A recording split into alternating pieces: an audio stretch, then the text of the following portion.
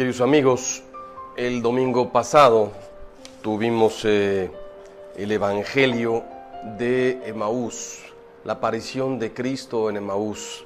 Y le comentaba yo a muchos de ustedes, algo que voy a repetir porque no todos lo escucharon, que hay un detalle en ese Evangelio que es muy interesante.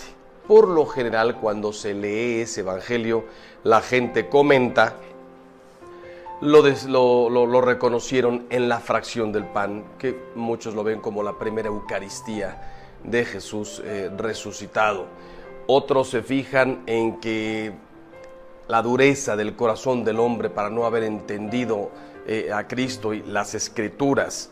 Otros se fijan en cómo la noticia de la resurrección hace que los 12 discípulos salgan corriendo en ese momento hasta Jerusalén desde Emaús a dar la noticia por la emoción. Cristo resucitó, esto no puede esperar hasta mañana. En este momento se levantaron y salieron corriendo. Total que hay tantos detalles hermosos en ese evangelio que mucha gente no se fija en algo espectacular. ¿Qué es? Se les aparece Jesús a los discípulos y en lugar de mostrarles inmediatamente que era Jesús, enseñándoles las manos, el costado abierto, no les hace un milagro, no les recuerda su vida, no les dice, hombre, hace 10 días caminé sobre las aguas, hace un año, ¿te acuerdas cuando multipliqué los panes y los peces? No les dijo nada de eso. Les fue explicando las Escrituras. El mismo Jesús en lo primero que se apoya en las Escrituras, y comenzando por los profetas y todo lo que hablaba del Mesías, lo fue recorriendo con ellos. Total que cuando en la cena, en la fracción del pan, lo reconocen, él se levanta, se va y dicen ellos, ¿no ardía nuestro corazón cuando nos explicaba las Escrituras? ¿Qué quisiera yo hoy comentar con ustedes? La importancia de la Escritura, pero fíjense bien, a la Escritura te puedes acercar de dos maneras. Como un estudioso, como un erudito, buscando qué es verdad, qué no es verdad, qué es un cuento, qué es una alegoría, qué es una fábula, qué es una anécdota, qué es... incluso te puedes acercar buscando verdades históricas, geográficas, geológicas, y la Biblia no se dedica a eso. La Biblia trata de salvación. La palabra de Dios es viva y eficaz y solamente habla de la salvación. En lo demás, por ejemplo, antes se creía que el mundo tenía como 4,000 años. ¿Por qué? Pues es más o menos del tiempo de Adán y Eva. Más echando números, pues mira, sabemos cuándo es Abraham. Ahí más o menos hay fechas precisas, ya pues un poco más atrás. Hace 2,000 años Cristo, 2,000 años para atrás, 1,000 años para atrás David, 800 años para atrás Abraham y un poco más atrás, pues el mundo tiene 4,000 años. Hoy sabemos que el mundo tiene miles y miles de años, no podemos calcular cuántos. Hay quien dice que millones. Entonces la Biblia se equivoca. La Biblia dice, el sol se puso. Hoy sabemos que el sol no se pone en ninguna parte. El sol gira alrededor de la tierra. Hoy sabemos que es exactamente al revés. La Biblia no contiene verdades históricas, geográficas, geológicas. Noé se metió al arca con una pareja de cada uno de los animales. Sí, metió osos polares, oso grizzly, oso pardo, oso hormiguero, tigre de Bengala, tigre blanco, tigre rayado. Metió todos los tipos de perros. ¿De dónde? Llovió sobre toda la tierra. No puede llover sobre toda la tierra. Hoy sabemos que llovió sobre la tierra que conocía Noé. ¿Y cuántos animales metió? Cabras, vacas, algún perro. A los demás no se vieron afectados por el diluvio. El diluvio fue regional. Y así tantas cosas podríamos hablar. Por tanto, se dice Matusalén que tenía 900 años. ¿Realmente Matusalén vivió 900 años o era la manera en que contaban antes los días? Todo esto para decirte, la Biblia solamente posee verdades salvíficas. Entonces acércate a la Biblia, no para estudiar, sí, también estúdiala, también es bonito estudiarla, pero sobre todo acércate a la Biblia para rezarla, para meditarla y sobre todo para conocer a Jesús. La palabra de Dios es importantísima, es viva y eficaz, produce lo que significa y da lo que promete. Qué impresionante, dice Jesús: cielo y tierra pasarán, mis palabras no pasarán. ¿Y cuáles son sus palabras? El Evangelio. Preguntota, ¿lo conoces? ¿Lo conoces? ¿Qué significa que es viva y eficaz y que mis palabras no pasarán? Jesús las dijo hace 2000 años y todavía tienen toda su validez. Tan es así que a veces hay gente que nos dice: Padre, lo que dijo usted el otro día, leyendo el Evangelio, haga de cuenta que me lo dijo a mí. Jesús te está hablando, es viva y eficaz y está transformando completamente tu vida. Cuidado, no te acerques a la Biblia con el fundamentalismo de las sectas. Mormones, testigos de Jehová, a veces los cristianos, pero desde luego las sectas. ¡Qué tremendo! No puedes donar sangre porque dice la Biblia que la vida está en la sangre. Hombre, eso ya está todo superado. Curiosamente, los mormones aceptaron, como David, como Salomón, varias mujeres, hasta que después, por motivos de enfermedades, corrigieron toda su teoría y su doctrina. Pero como en la Biblia hay poligamia, mira, se vale la poligamia. Qué curioso que de algunas cosas se agarran y de otras no. Eso, en lugar de comprender la Biblia, eso se llama fundamentalismo. ¿Qué dice? ¿Qué dice la Biblia y ahí se aplica tal cual? No, ya sabemos que no. Ya sabemos que no. ¿Sabes qué tienes que encontrar en la Biblia? Imagínate que una chica le escribiera una carta de amor al novio y el novio toma la carta y en lugar de quedarse con el mensaje de amor, te quiero, te amo, te necesito, se pone a ver que faltan 3 acentos. No está bien la puntuación. Puso un signo de interrogación solamente al final de la frase y no al inicio. Lo mismo uno de admiración. En un te amo le puso 4 signos de admiración cuando nada más bastaba con uno. No usó bien las mayúsculas. Dirías, ¡qué estupidez! Te pones a leer la carta de tu novia buscando acentos. Digo, ojalá que estuviera perfectamente bien escrita, pero no estás buscando acentos, comas, puntos, párrafos. Estás leyendo cómo te ama tu novia, o tu esposa, o tu esposo. ¿Qué pasa con la Biblia? No te fijes si dice que Matusalén tenía 900 años. Fíjate el porqué de Matusalén. No te fijes si el sol se puso. No, mejor léete la historia que está detrás, el contenido salvífico. Y así, cuando se dice que Goliat era un gigante ¿de qué tamaño? ¿De 30 metros de altura? ¿O lo llaman gigante simplemente porque a lo mejor David medía 1,60, 1,70, 1,75 y este hombre era de 2 metros o de 2,10, como actualmente sigue pasando? Era un pueblo muy grande, los filisteos. No busques esos detalles, sino la carta de amor de Dios al hombre que está ahí escondida, y que te puede cambiar completamente tu vida. Piensa que todo en la Escritura habla de Cristo. Cristo se quiso quedar con nosotros de 2 maneras: en la Eucaristía como alimento y en su palabra como luz. ¿Cómo vas a seguir a Cristo si no conoces su palabra? Yo les voy a dar, doy esta pequeñísima explicación para que, como los discípulos de Emaús, sientas a partir de hoy una necesidad de conocer.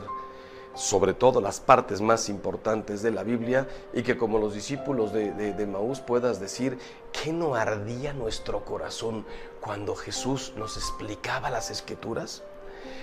La Biblia significa libros, tiene 73 libros, 46 en el Antiguo Testamento y 27 en el Nuevo. Y leer la Biblia es caminar de la mano de Jesús por toda la Escritura, Antiguo y Nuevo Testamento.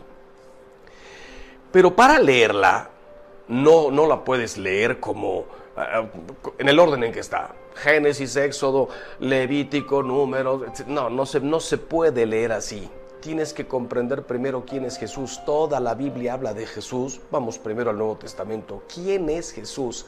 A la luz de Jesús se entiende todo lo demás. Como cuando te lees, los grandes personajes buenos o malos, no sé, si habláramos de la Segunda Guerra Mundial, ¿a quién tomas? Tomas a Hitler. Ya viendo lo que hizo Hitler y sus barbaridades, entonces ya podemos decir, ¿de dónde salió Hitler? Y te empiezas a leer dónde nació, dónde creció, qué pensó, quiénes fueron sus padres. Pero primero lo conociste ahí. Primero toda la Segunda Guerra Mundial. Primero ves a ese hombre, y si lo ves en video, ves sus gestos, sus gritos, y dices, ¿de dónde salió este hombre? La comparación no tiene nada que ver, pero pasa más o menos lo mismo que con Jesús.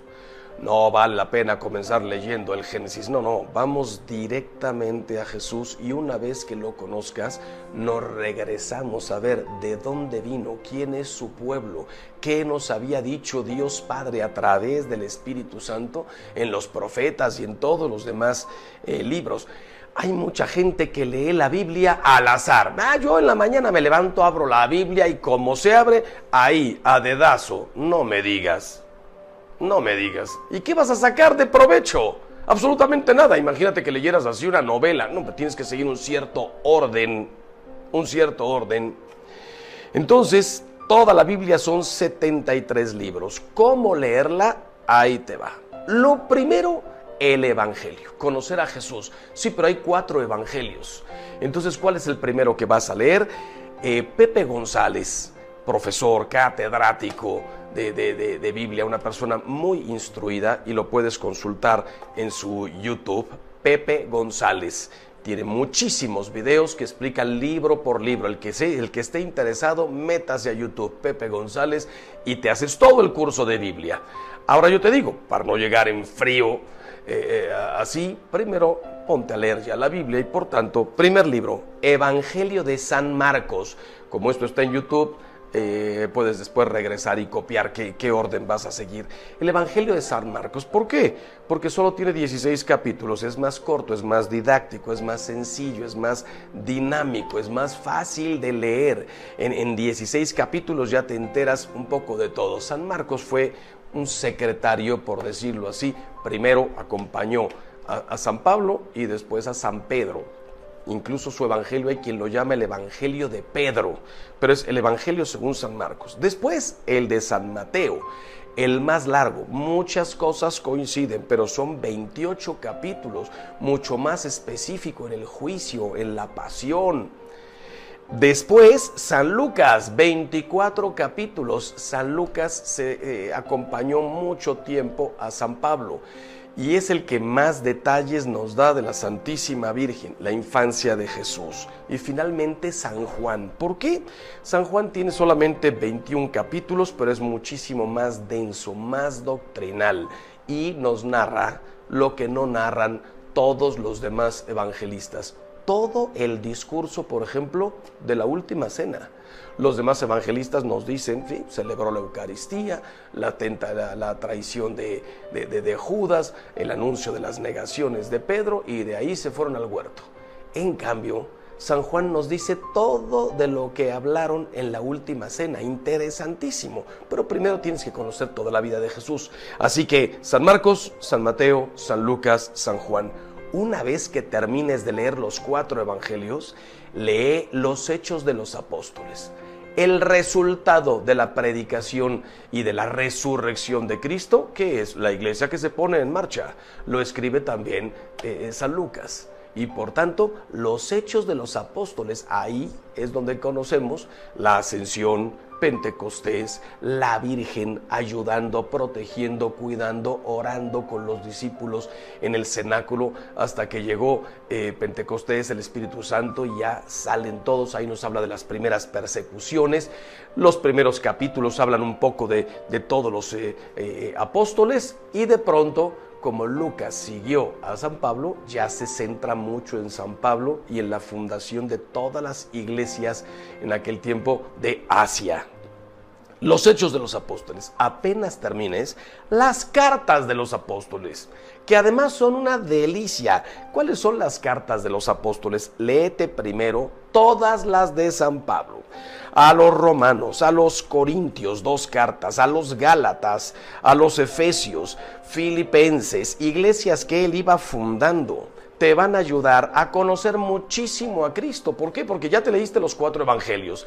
Los Hechos de los Apóstoles hablan de los apóstoles, pero todo en referencia a Cristo. Después, las cartas de San Pablo, ¿qué son? Explicar el misterio de Cristo y aplicarlo a la vida. Interesantísimas.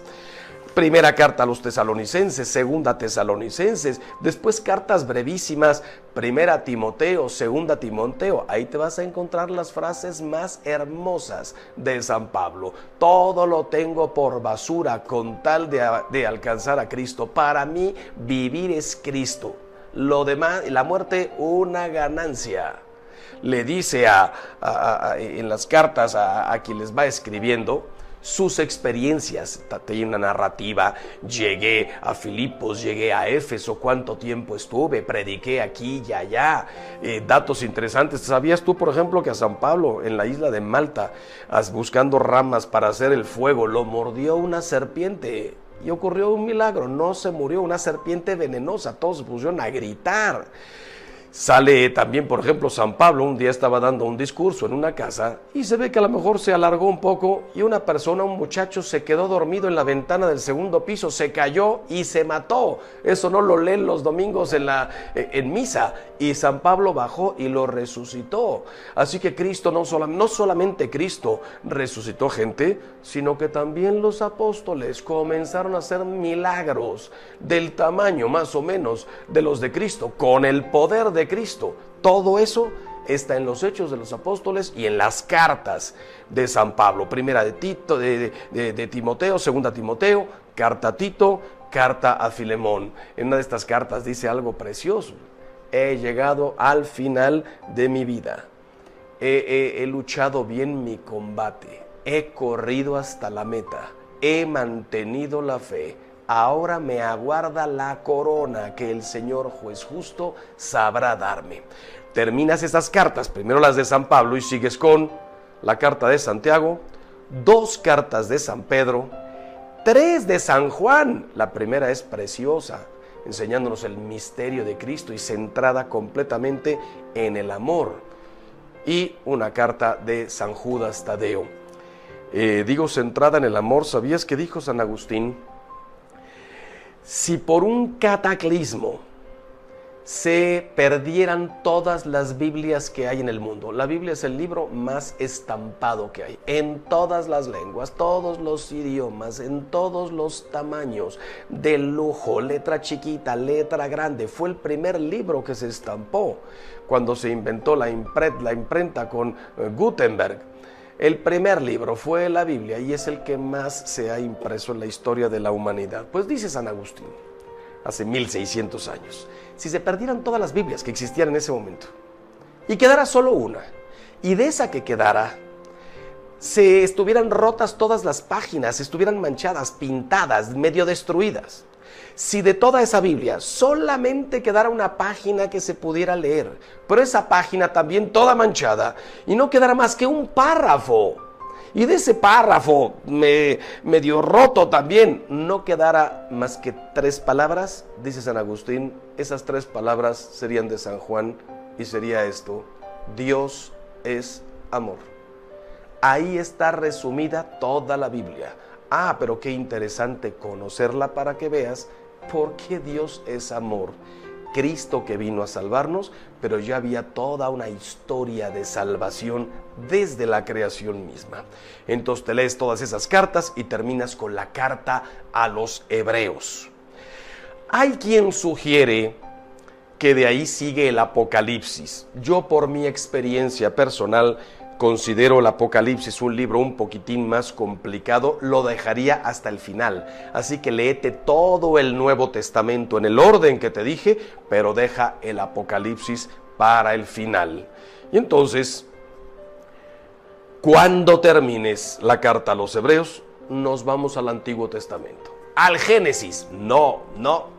Primero a los profetas, son 18. Y los puedes leer en el orden en que está en la Biblia.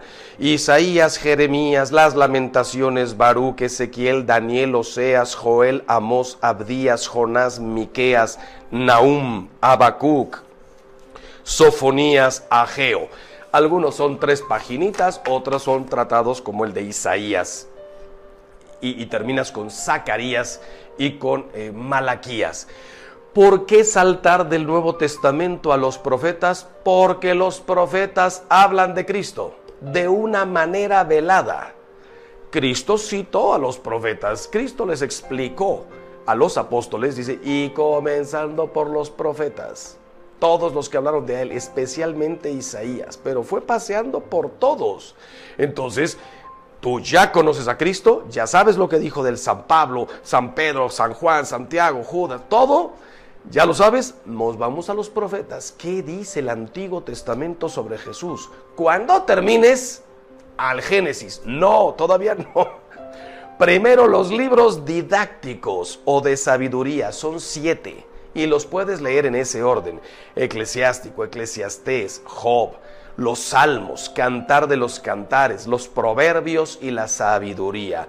Libros interesantísimos que tienen muchísimas enseñanzas, no solamente la sabiduría o los proverbios. Del libro de Job se aprende mucho, del Eclesiástico, del Eclesiastés, aprender, y todo con referencia a Jesús. Después de eso, al Génesis. No, todavía no. Primero, los libros, como se suelen llamar, edificantes. Historias edificantes. Y aquí sí vas a necesitar después volverte a meter a esta explicación que estoy dando para copiar el orden. ¿Cuál es el orden en que lo debes leer? Josué, Ruth, primero de Samuel, segundo de Samuel, primero de Reyes, segundo Reyes, primero Crónicas, segundo Crónicas, Esdras, Nehemías, Tobías, Judith, Esther, primero Macabeos y segundo Macabeos. En realidad podrías también seguir el orden como están en la Biblia, que ni siquiera me lo apunte, me da lo mismo.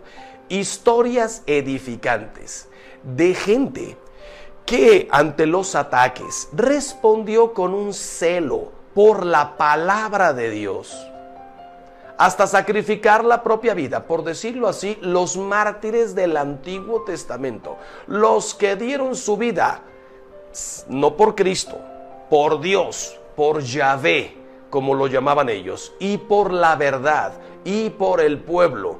Cuando los leas, te vas a dar cuenta, aquí está incluido en los libros de Samuel y de los Reyes, todo lo que habla de Saúl, todo lo que habla de David. Y David nos habla completamente de Cristo, uno de los grandes también profetas. David, sin saberlo, habló de Jesús. Ahí están todos esos libros y se llaman historias edificantes. Y finalmente, ahora sí, el Pentateuco, o lo que los judíos llaman la Torá. Nosotros lo llamamos Pentateuco. Penta significa 5, son 5 libros. Génesis, Éxodo, Levítico, Números y Deuteronomio. Te hago una importantísima aclaración. ¿Por qué precisamente no comenzar a leer la Biblia desde el Génesis? Porque pasando las primeras historias bonitas, la creación, el pecado, Caín y Abel, la tentación, etcétera, etcétera, el pecado, las promesas de Dios para toda la humanidad, el arca de Noé, pasando esas historias, la torre de Babel, Después se entra en contenidos un poco más densos. Es interesante el Éxodo, sí, cuando abrió el mar, sí, pero es larguísimo. Y entonces, si no vienes con toda la vida de Cristo dentro, si no vienes con todo lo que dijeron de él los profetas, ¿qué te va a pasar? ¿Sabes cuánta gente agarra la Biblia y antes de terminar el Génesis ya la abandonó? Algunos superan el Génesis, se meten al Éxodo y después de 3 cosas bonitas y de que te cuentan la historia de Moisés y las tablas de la ley y abrió el mar, y después lo abandonan porque viene Levítico, Números, Deuteronomio. Puede ser muy pesado. En cambio, si ya te leíste todo lo demás de la Biblia, llegas a estos libros con toda una preparación. Dice Pepe González, el maestro, que si hoy tomaras el propósito de leer 3 capítulos diarios, 3, y ahorita estamos en un periodo hermosísimo para comenzar, porque ahorita podrías leer hasta más, hasta 5. Si te lees 3 capítulos diarios en el orden que te acabo de decir, en un año, 365 días, ya terminaste toda la Biblia. Si no te va a dar tiempo, volveremos todos al trabajo y al colegio y a nuestras ocupaciones ordinarias dentro de un mes o 20 días. Si no te da tiempo de 3 diarios, lee 1 diario, terminas la Biblia en 3 años. Para que no sea tan largo, yo te recomendaría un día que puedas leer 5, al otro día no pudiste y leíste 2, un día de plano no leíste nada, al día siguiente lees 10, hay capítulos más breves, hay más interesantes. Organízate, porque ojalá que en un año termines toda la Biblia. Decía San Jerónimo, el desconocimiento de la Sagrada Escritura es desconocimiento de Cristo, y podríamos decir de Dios. Pero además, leer la Biblia te ayuda muchísimo después en tu relación con Dios, en tu meditación, en tu oración. Termina Pepe González sugiriendo, con palabras de toda la historia de la iglesia, leer la Biblia nos tiene que llevar de la lectura a la meditación, a la oración y a la contemplación. Pero esto ya el que quiera lo puede profundizar leyendo al mismo Pepe, escuchando al mismo Pepe González. Yo nomás te digo, leer la Biblia por leerla, leerla por decir ya la leí, leerla para palomear, leerla para enterarte, no sirve para nada.